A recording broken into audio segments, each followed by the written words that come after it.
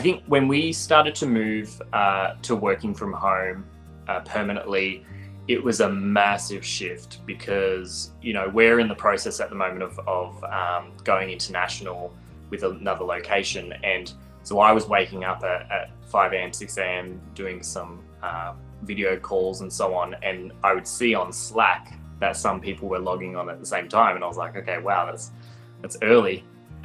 Those same people were still online at 6 p.m., 7 p.m. So, their 7-hour, 8-hour work days were turning into 12, 13. And I found even myself starting to do that. And that was a really big concern for me. I think people's home environments turned into their work environments very rapidly. And those environments turned into work environments 24/7. I think what I started to see in the teams was a lot of fatigue and a lot of burnout in just their day-to-day role.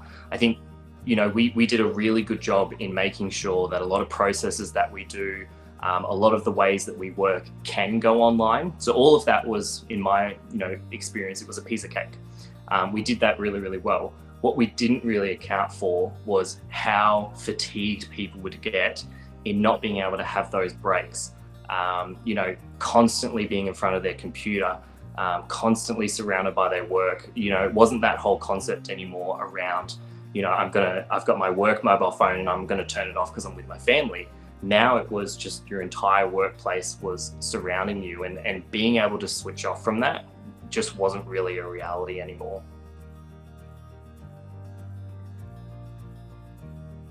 Some of the things that we're trying to do across my teams are sitting down and agreeing on work times. So everyone's schedule is different. People have kids now that are at home.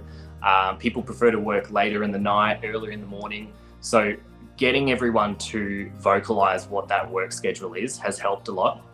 It's allowed people to say, look, I want to be online from 6 a.m. to 2 p.m. or, I want to work through to 10 p.m. at night. And so when everyone is aware of that and they're able to create those boundaries and blocks of time in their calendar, I think that's helped a lot in terms of people feeling less pressure to stay online longer.